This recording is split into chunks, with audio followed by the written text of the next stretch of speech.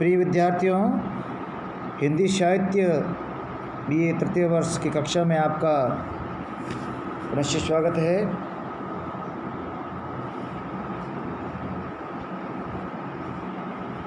आंसू काव्य की व्याख्यानमाला की अगली कड़ी में हम आज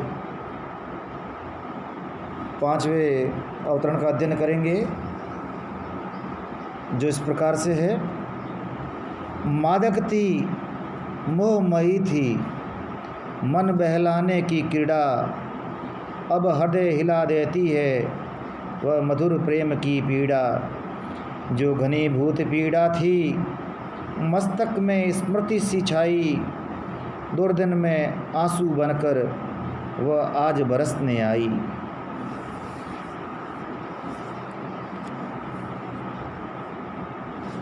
कवि अपने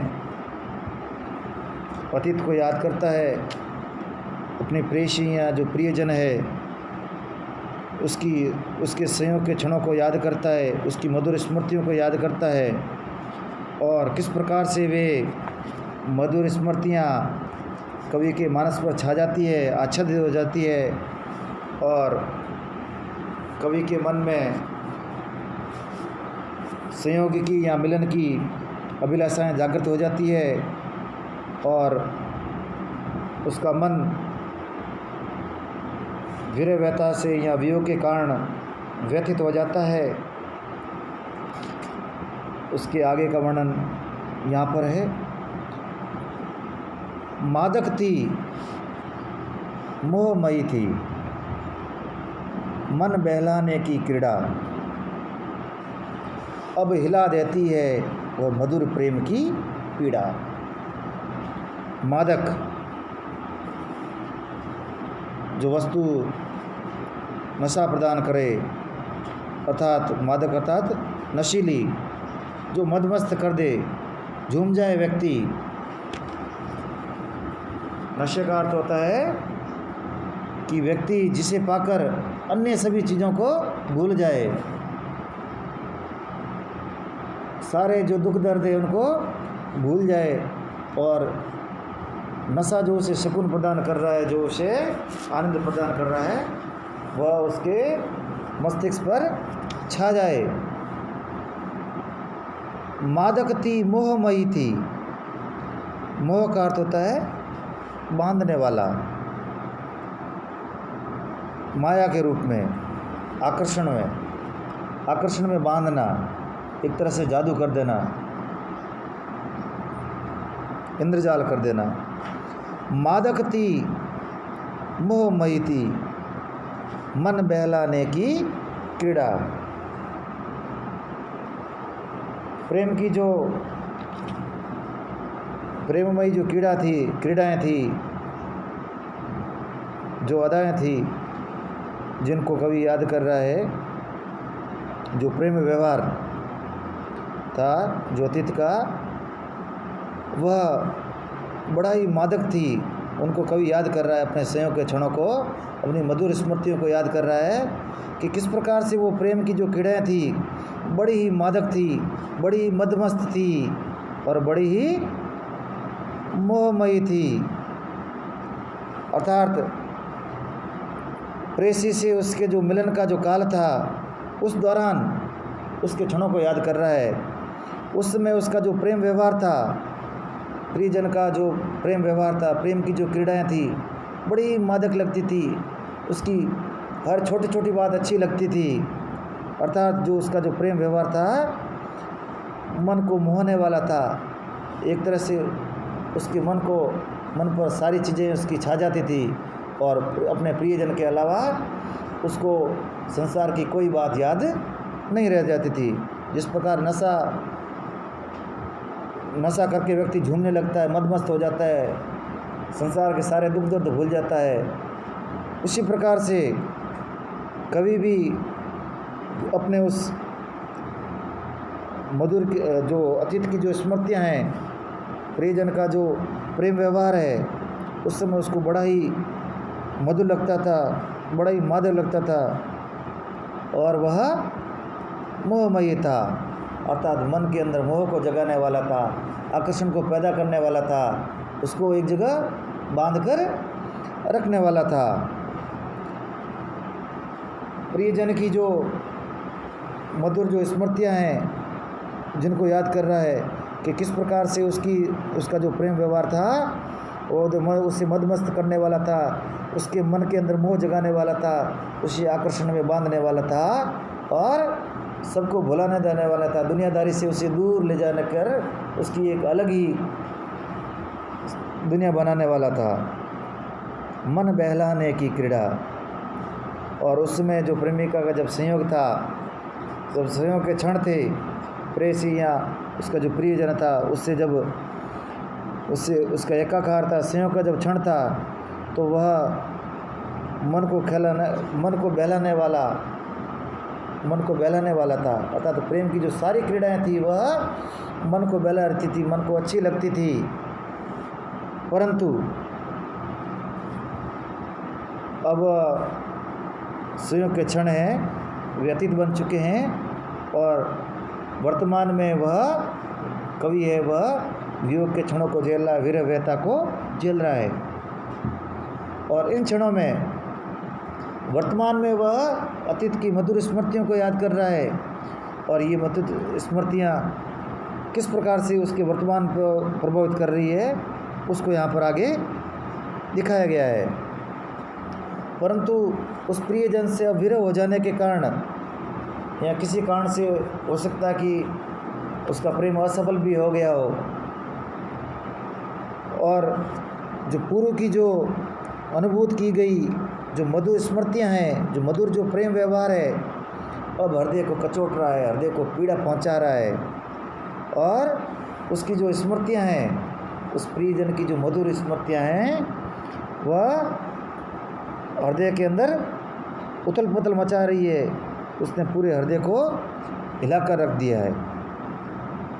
अब वर्तमान में ये तो पूर्व की जो मधुर स्मृतियाँ हैं, प्रेम का जो खेल था, प्रेम की जो क्रीड़ाएँ थी, किस प्रकार से वह कभी उनसे सरोवर था, उनसे आनंद था, उसमें खोकर किस प्रकार से वो দুনিয়া को भूल जाता था, उसका अलग ही एक नशा था, उसका एक अलग ही आकर्षण था। लेकिन अब जो वह स्मृतियाँ हैं हृदय को हिला देती है, वह मधुर प्रेम की पीड़ा। दो शब्द हैं, मधुर भी है। अतीत की जो स्मृतियाँ हैं तो मन को सुकून भी देती है, लेकिन वह कुछ क्षण के लिए, लेकिन जो प्रेम की जो पीड़ा है, प्रेम की जो विरह व्यथा है, उसको और कई गुना बढ़ा देती है। प्रेम की जो मीठी जो पीड़ा है उसको और अधिक जागृत कर देती है। अगला जो काव्यांश है, जो छंद है, बड़ा ही महत्वपूर्ण है और ये जो अंश है इसको कई बार उद्धृत किया जाता है। एक प्रतिनिधि ये जो आंसू जो कविता है उसके प्रतिनिधि के रूप में, प्रतिनिधि छंद के रूप में इसको उद्धृत किया जाता है, जहाँ कहीं भी इसकी समालोचना या आलोचना इत्यादि की जाती है। तो ये इस कारण ये जो हम आगे जो पढ़ने जा रहे हैं बड़ा ही महत्वपूर्ण है। जो घनीभूत पीड़ा थी मस्तक में स्मृति सी छाई, दुर्दिन में आंसू बनकर वह आज बरसने आई।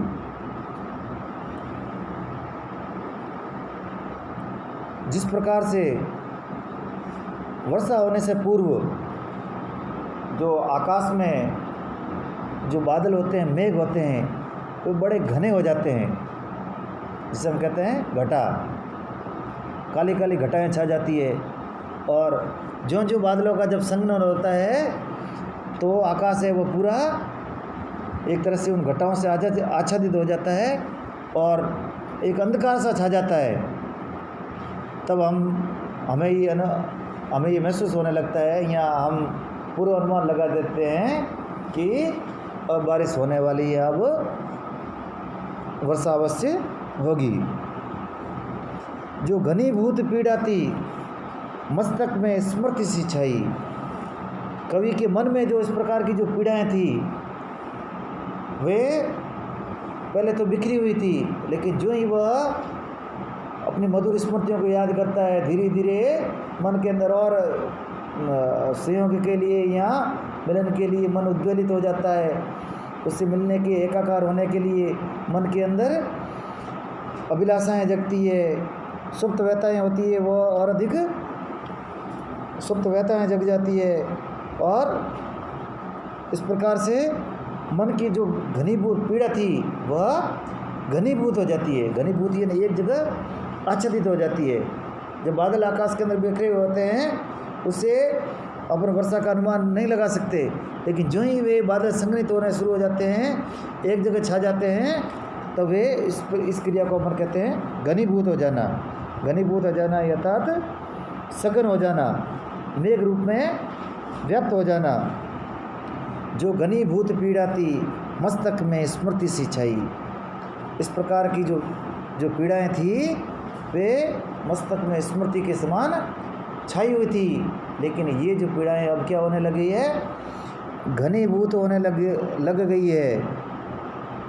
जिस प्रकार आकाश में जब मेघ सघन हो जाते हैं, उनका संघनन हो जाता है और फिर वे निरंतर वर्षा इत्यादि करने लग जाते हैं, जल वर्षण हो जाता है, उसी प्रकार से कवि का जो चेतना रूपी जो आकाश है उसमें प्रिय मिलन की जो मधुर स्मृतियाँ हैं, वे मधुर स्मृतियाँ अब घिर कर क्या हो गई है, सघन हो गई है।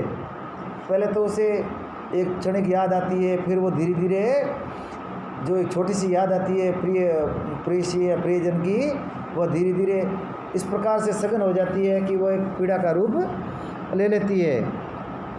तो इस प्रकार से प्रिय मिलन की समय की जो स्मृतियाँ हैं वह अब घिरकर सघन हो गई है और चेतना रूपी आकाश पर छा गई है, उस पर आच्छादित हो गई है। दुर्दिन में आंसू बनकर वह आज बरसने आई। अपने कविता का शीर्षक क्या है, आंसू। जो प्रेम की जो घनीभूत जो पीड़ा है वह मस्तक पर इस प्रकार से घनीभूत जाता है, इस प्रकार से आच्छादित हो जाती है कि कवि की जो पीड़ा है, जो व्यथा है, वह आंसू के समान आंसू बनकर बह जाने लगती है। दुर्दिन में, दुर्दिन यानी बुरे दिन, क्योंकि वर्तमान में उन मधुर स्मृतियों को याद कर रहा है और वियोग का वह क्षण है, इसलिए वह कवि के लिए दुर्दिन के समान है। और वेदना की इस गहरी अनुभूति के कारण कवि का जो मन है वह व्यथित हो गया है। अब प्रिय के वियोग के कारण विषम परिस्थितियां उत्पन्न हो गई है और वेदना के घनीभूत बादल आंसुओं के रूप में अब बरसने लग गए हैं। तो इस प्रकार से यहाँ पर कवि अपनी प्रेम की व्यथा का व्यक्त कर रहा है और आंसू का जो कारण है, जो इस काव्य का शीर्षक भी है, उसका जो मूल कारण है वह प्रेम की मधुर स्मृतियाँ और उससे जनित प्रेम की जो व्यथा है, जो विरह व्यथा है, उसके कारण कवि व्यतीत हो जाता है और वह आंसू के समान काव्य के रूप में प्रस्फुटित हो जाती है। इस बात की जो विरह वियोग वेदना या उसकी आह से किस प्रकार से काव्य की सृष्टि होती है, उसको कवि पंत ने भी अपने शब्दों में व्यक्त किया है। कवि पंत कहते हैं कि वियोगी होगा पहला कवि, आह से उपजा होगा गान, उमड़ घुमड़ कर आँखों से बही होगी कविता अनजान। जो जिसे हम आदि काव्य कहते हैं रामायण, उसकी सृष्टि भी, उसकी सृष्टि का जो मूल है वह भी क्या है, विरह व्यथा है। उसका कारण भी करुणा है। विरह से उपजी हुई जो करुणा है उसके कारण आदि काव्य की सृष्टि होती है।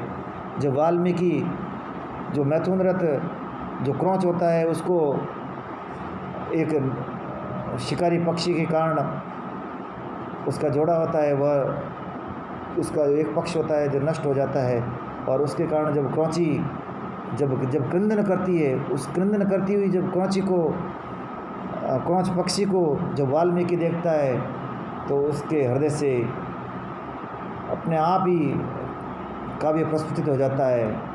महानिषाद प्रतिष्ठाम, वो जो जिसे आदि काव्य कहा जाता है या आदि पंक्तियाँ कहा जाता है, वह प्रकट हो जाती है। हृदय की जो विरह वेदना है उसकी बाह्य अभिव्यक्ति करुण क्रंदन एवं आंसुओं के रूप में होती है और उसको कवि अपने शब्दों के रूप में अभिव्यक्त करता है। धन्यवाद।